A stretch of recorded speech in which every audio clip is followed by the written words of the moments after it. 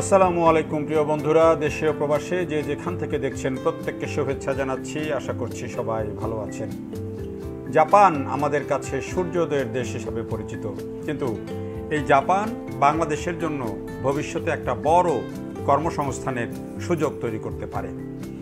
জাপানের যে পরিসংখ্যান, সেখানে বলা হচ্ছে 2040 সালের মধ্যে জাপানে 1,10,00,000 শ্রমিকের প্রয়োজন হবে। অর্থাৎ তাদের জনসংখ্যা এখন একেবারে কমে যাচ্ছে, দিনের পর দিন তাদের জনসংখ্যা মাইনাসের দিকে আছে। অন্যদিকে আমাদের আছে বিপুল পরিমাণ জনশক্তি এবং এদের বয়স কিন্তু সবারই 30-এর নিচে। অর্থাৎ আমাদের একটা যে ডেমোগ্রাফিক ডিভিডেন্ড যেটাকে আমরা বলি, সেই সুযোগটা রয়ে গেছে।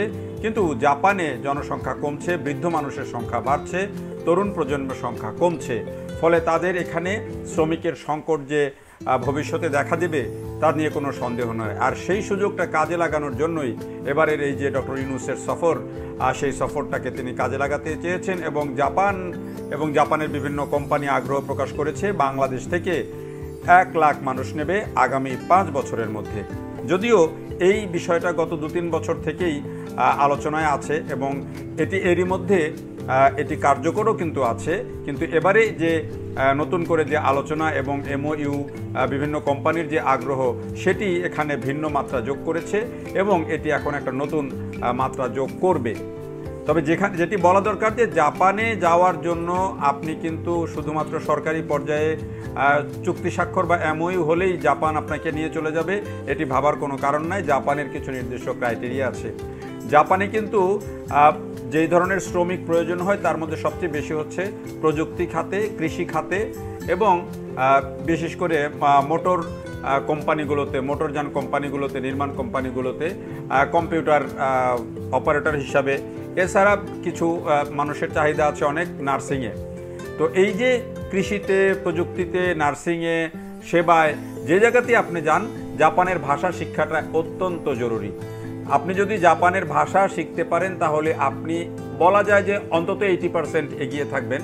কারণ জাপান সবার আগে যেই দক্ষতাটা চায় সেটা হচ্ছে ভাষার দক্ষতা। তারা বলছে যে লেভেল 4 এবং লেভেল 5 পর্যন্ত যদি ভাষার দক্ষতা থাকে তাহলে তারা আপনাকে প্রাথমিকভাবেই সিলেক্ট করতে পারে। কিন্তু এর বাইরে আবার তারা বিভিন্ন জায়গায় তাদের কিন্তু যে ট্রেনিংয়ের যে সুযোগ বিভিন্ন দেশে, সেগুলোও আছে। বাংলাদেশেও কিন্তু সেই ট্রেনিংয়ের সুযোগ আছে।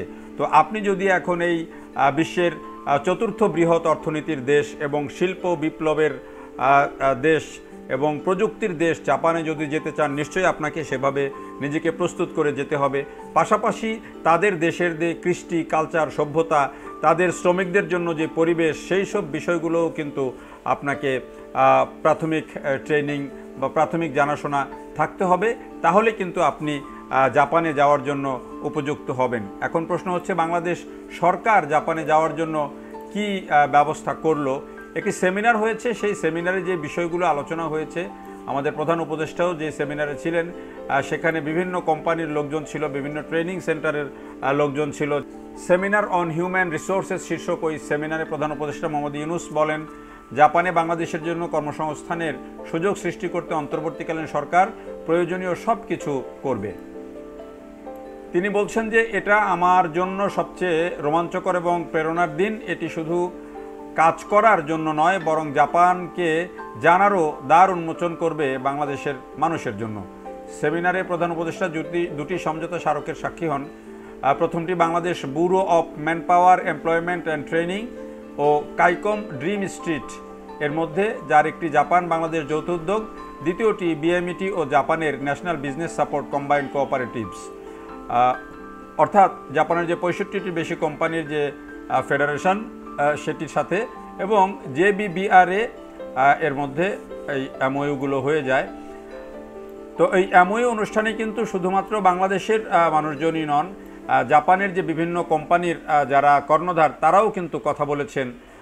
শিজুওকার কর্মপরিবেশ উন্নয়ন সমবায়ের তত্ত্বাবধান সংস্থার প্রতিনিধি পরিচালক মাতসুশিতা বলেন যে অনেক জাপানি কোম্পানি বাংলাদেশিদের বিষয়ে আগ্রহ প্রকাশ করছে এবং তিনি বিশ্বাস করেন এই ধারা অব্যাহত থাকবে। তিনি বলেন, বাংলাদেশি মেধাবীদের বিশাল সম্ভাবনা রয়েছে, তাদের প্রতিভা লালন করা আমাদের দায়িত্ব। এনবিসিসির চেয়ারম্যান মিকিও কেসাগায়ামা স্মরণ করেন যে প্রায় 14 বছর আগে অধ্যাপক ইউনুস জাপানে এসেছিলেন এবং ক্ষুদ্র ঋণের মাধ্যমে নারীদের সহায়তার গল্প বলেছিলেন। তিনি বলেন, আমাদের ফেডারেশন তরুণ ও দক্ষ শ্রমিকদের জন্য বাংলাদেশকে একটি সম্ভাবনাময় উৎস হিসেবে দেখছে। তারা উভয় দেশের উন্নয়নে অবদান রাখতে পারবে।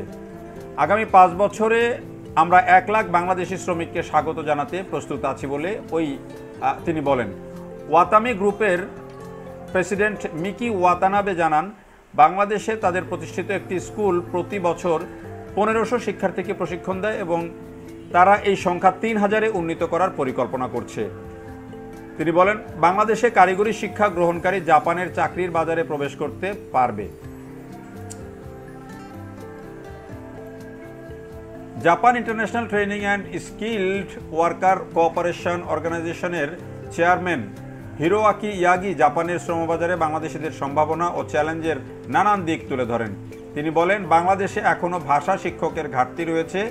জাপানের স্বাস্থ্য শ্রম কল্যাণ মন্ত্রণালয়ের নিকি হিরোরুমি বলেন, জাপানে জনসংখ্যা হ্রাস পাচ্ছে, সে কারণে বাংলাদেশি শ্রমিকদের সহায়তা প্রয়োজন। এই একটা পয়েন্টই কিন্তু যথেষ্ট। জাপানের যেই শ্রমবাজার, সেই শ্রমবাজার ধরবার জন্য এই যে একটি পয়েন্ট এসেছে, সেই একটি পয়েন্টই দরকার। সেটি হচ্ছে জাপানের জনসংখ্যা কমছে, বাংলাদেশের জনসংখ্যা বৃদ্ধির হার অব্যাহত আছে এবং তরুণ বেশি আছে। সেটিকে কাজে লাগিয়েই কিন্তু জাপানে এই রপ্তানি বৃদ্ধি করা সম্ভব। তো জাপানের সাথে এমনিতেই বাংলাদেশের যে সম্পর্ক সেটি খুবই নিবিড় এবং খুবই বন্ধুত্বপূর্ণ। জাপান হচ্ছে বাংলাদেশের সবচেয়ে বড় উন্নয়ন অংশীদার। অর্থাৎ বাংলাদেশ স্বাধীন হওয়ার পর থেকে জাপান তাদের জাইকার মাধ্যমে এবং অন্যান্য সংস্থার মাধ্যমে কিন্তু বাংলাদেশের বড় বড় উন্নয়ন প্রকল্প বাস্তবায়ন করে আসছে। স্বাধীনতোত্তর বাংলাদেশে যদি বলা যায় যে সবচেয়ে কম শর্তে যেই দেশ বাংলাদেশের উন্নয়নে সবচেয়ে বেশি পাশে রয়েছে সেটি হচ্ছে জাপান। সাম্প্রতিক সময়ে আমাদের মেট্রো রেল, আমাদের যে ঢাকা শাহজালাল আন্তর্জাতিক বিমানবন্দরের যে 3য় টার্মিনাল, সেটি তারা নির্মাণ করেছে। এখন বাংলাদেশের যে দীর্ঘতম সেতু ভোলা সেতু, যেটি বরিশাল থেকে ভোলা প্রায় 11 কিলোমিটারের সেতু, সেটিও নির্মাণ করতে চায় জাপানের একটি কোম্পানি। সেই আলোচনা হচ্ছে। বাংলাদেশকে আরও কিভাবে জাপান সহায়তা করতে চায় সেটি আলোচনা হচ্ছে। মাতার বাড়িতে একটা বিরাট বড় যেই বিদ্যুৎ কেন্দ্র এবং যেই বন্দর নির্মাণ, সেটির বাস্তবায়নের কাজ করছে জাপান। যদিও এই ঋণ সহায়তাটি কিছুটা জটিলতা তৈরি হয়েছে, স্থগিত হওয়ার একটা কথাবার্তা হচ্ছে। সেটি যদি না হয় এবং প্রধান উপদেষ্টার আলোচনায় নিশ্চয়ই এই বিষয়গুলো গুরুত্ব পেয়েছে আমরা আশা করি, এবং তেমন কিছু ঘটবে না আশা করা যায়। তারপরেও জাপান যেহেতু দুর্নীতির বিষয়ে খুবই তারা একেবারেই রিজিড, এবং কোথাও যদি দুর্নীতির গন্ধ তারা পায় সেখানে তারা হাত দিতে চায় না, তারা কাজ করতে চায় না, প্রজেক্ট স্থগিত করে চলে যায়, এমন রেকর্ডও আছে তাদের।